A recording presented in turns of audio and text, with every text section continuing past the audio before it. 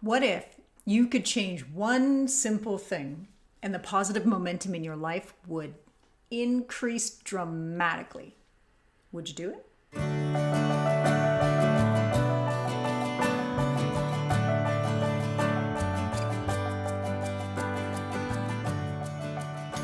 This is the quest for clarity, and our quest today is to change something about ourselves. Now, I know that makes some of you nervous because whenever we think change, we always think, oh my gosh, it is so dramatic, but this is so simple. You will not believe how simple this is, and you will not believe how powerful this very small change is. Now, those of you who have been following me for a while, maybe on Instagram, I would say that you probably have heard me talk a little bit about the power of language, because it really is extraordinary how we say things, what we say, and how that reverberates through ourselves, and how it echoes out into the universe and brings things to us or repels things as well. So the thing that I'm going to talk to you a little bit about today is a very slight shift in language. I know, you'll get it just a second.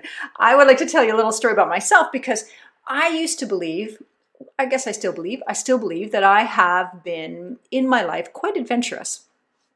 I have been open, and I thought I've kind of got a philosophy of, well, sure, let's give that a try. And why not? It got me to move away from my hometown when I was a young woman and had just finished university. It started me off on the right foot, or at least on a foot, in the television industry. It was that notion of, well, okay, sure, I'll give that a try. It got me to move across the country with my now husband, and to a town that I'd never even heard of, for goodness sake. And it was, again, that philosophy of, well, why not? Let's give it a try. In the last couple of years, my family and I moved to Turkey and lived in Turkey for a year. And it was that spirit of adventure that says, well, why not? Let's give it a try and see what happens. What's the worst thing that can happen? We won't like it and we'll come home. Turns out it was an extraordinary experience. But the point is, it's that spirit of adventure. So I always felt that that's the kind of person that I am. That's the kind of person that I have always been. Someone who embraces new things, someone who welcomes adventure, someone who is open to growth. And I would still say that I am, but as I began years ago my own personal quest for clarity, you know how it goes. As you get better at something, whether it's a whether it's a sport, or whether you're a musician, maybe, as you get better, you kind of get the basics under your belt. Well, you start to fine tune your skills. You start to look for small ways to shift the results, or small ways to make big differences in what it is that you're doing. And the same is true in your quest for clarity. So as you begin to take steps in the right direction, and you figure out who you are, and you start to feel a little bit more aligned, well, you begin to fine tune your process. So that is something that I have done through the years, and that is how I began to pay closer, much, much closer attention to my language, and to how I was saying things, and to how people would react, and how I would react too. And I realized, I know, here's the embarrassing part. I realized I was a blocker.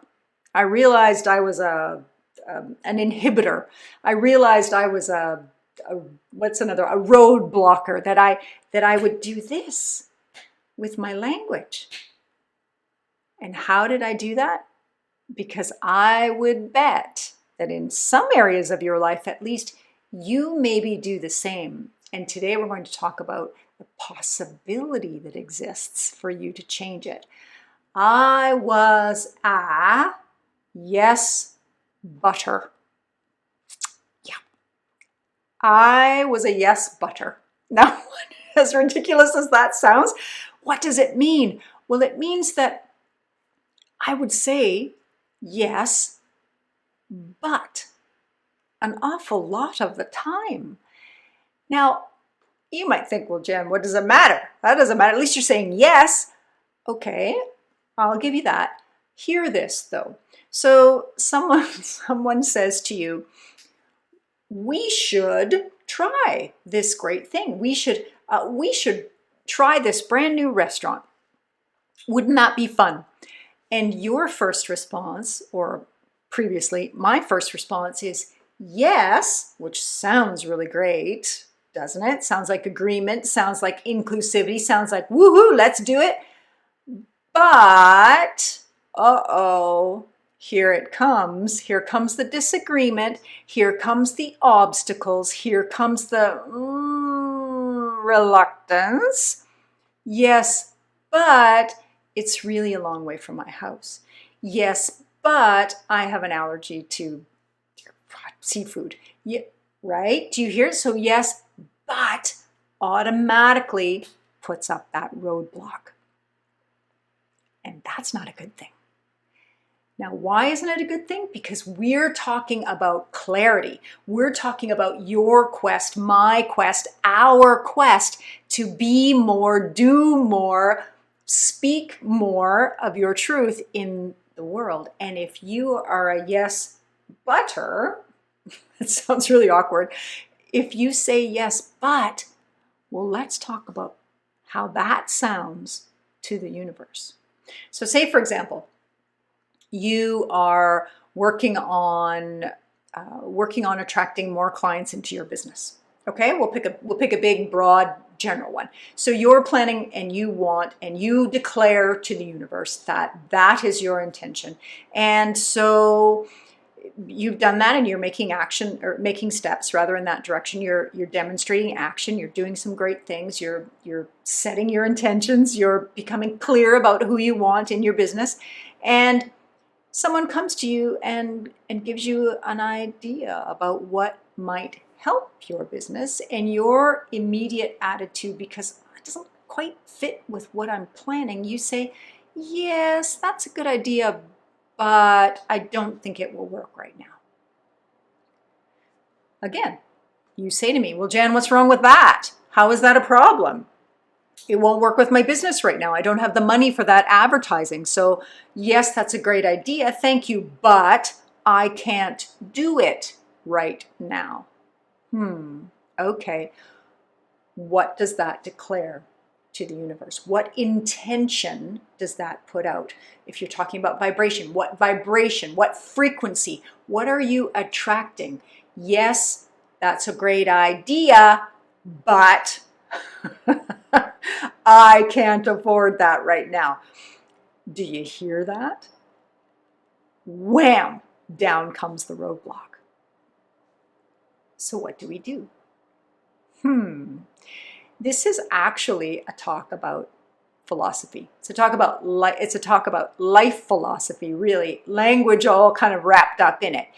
I'm going to ask you to begin to hear that in your language, and I would like you ever so slowly to shift it to yes and. Because I realized when I started to pay attention to this, and it was my husband that pointed it out. Oh, don't you hate that? He said to me, you know, Jan, you say but a lot. And I said, well, what do you mean by that? And he said, well, you agree to something, but then you're always finding something wrong with it. You can imagine how good that felt. Not at all, because here I am thinking I'm this adventurous person that I talked about earlier, and this open and let's do it. And he was right. It was a good idea. It was a good plan. It was a good notion, but there was always just a little problem with it, or there was always a little something that wasn't quite right. And so in the end, because you and I know how this works with affirmations, it's the feeling on the back end of the statement that you're really affirming. So what in that statement of yes, but are you giving power to? Well, you're giving power to the back end that says, well, that's really nice and that's really fine and that's really okay for you, but here's what I really believe. And that here's what I really believe part is what you're sending out. It's what's coming back to you. So when I said at the opening of today's podcast, imagine if you could shift one thing that would dramatically improve or dramatically increase the momentum in your life. Well, it's that notion of and. No more but. And. Yes, and. Because as soon as you say yes, and, just feel, you can feel the difference. Just say yes, and we could. Now, when I say yes, and, it doesn't mean that I'm necessarily giving permission, because maybe some of the leaders, the team leaders that are out there listening to this, or the people who have working with groups of people who they're leading and they need to kind of keep things in check or keep things going in the right direction. Maybe you're feeling that if you say yes and to your team, that automatically you're agreeing to go in a direction that you might not want to go. Well, let's talk about that a little bit, because that isn't necessarily the case, because just by saying yes and, it doesn't mean that you are giving permission. It does not mean agreement. It simply means let's build. It means encouragement. Because when I say to you, yeah, we could do that, and what have I just done? I have acknowledged your idea. I have said, yeah, okay, that's a good idea. And we could add this. We could do this. We could shift that. So it encourages growth. It encourages cooperation. It encourages ideas. It encourages buy-in from your teams, or from the people who are working with you, or from the universe. Because you're saying, yes, that has a good foundation. That has some substance. There's a good idea in there. And we could. As soon as you say but, what happens to the other people around the table? Yeah, that's a pretty good idea, but what just happened there? You slammed the door on growth. You slammed the door on ideas. You slammed the door on, wait for it, possibility. And that's what this is about. It's about you saying yes and to the idea of growth. Okay? Now, it can be a little challenging, because as I said to you earlier, I didn't even realize that I was that yes, but. And because it was so natural, yes, but, because you're thinking, well, I want to put my own little stamp on things, my own, I don't know, trademark, if you will, my own flavor. So you say, well, yeah, that's good, but. Okay, but it wasn't. It was stopping growth. It was stopping momentum. And that is what we are questing today to change, for sure. So how do you do that?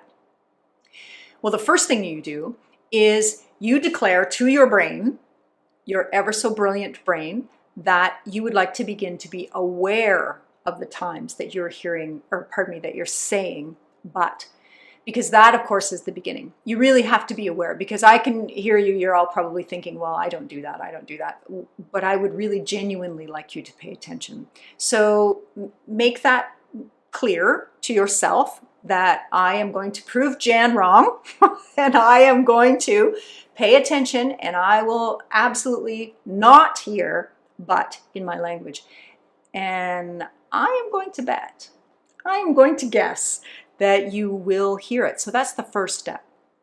Now I would like you to change that but to and. And trust me, speaking from experience, it takes some practice, because back to my very first example, when I said yes, in advertising, paid advertising, for example, would be a really great idea in my small business right now, but I can't afford it. Well, you're saying to me, well, Jan, that's true. How do I say that any differently? Because I do need advertising. It is a great idea, but it really is true, I can't afford it. So how do we change that statement so that it can be more growth minded, so that it can be more about possibility? Think about it for a second. So are you telling me that you'll never be able to afford advertising for your small business? Are you telling me that your plan is not growth, that your plan is not maybe more clients or an ability to charge a little bit more for your clients or more people buying your product, your widget, your ideas, your thing? Well, of course not. That's ridiculous. You're all intending to grow. That's the plan. So can you not say, yes, you're right.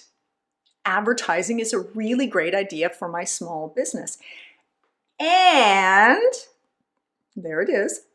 That's something that I intend to do within the next 6 months. Is that more palatable? Can you feel the truth in that, as opposed to, yes, but I can't afford it right now?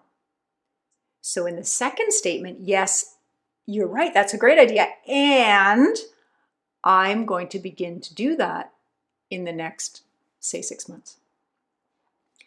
Which one of those statements feels like possibility? Which one of those statements feels like a small business that's going to start to earn more money?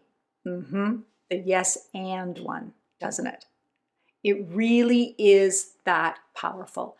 It really is that effective, because it shifts your attitude and it opens you up to growth and growth mindset. And with that, you're putting that frequency out and you're bringing it back so more people want to collaborate with you. Why? Well, because it's interesting, it's engaging. We do things, we do cool things, we build cool things together. That's the kind of person you'll begin to be known as. It really does shift your philosophy.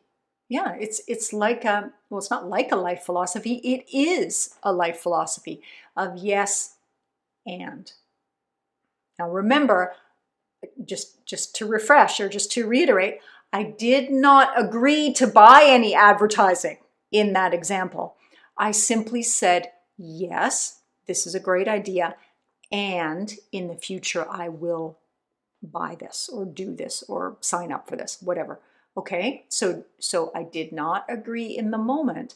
I just opened myself up to the possibility of that in the future.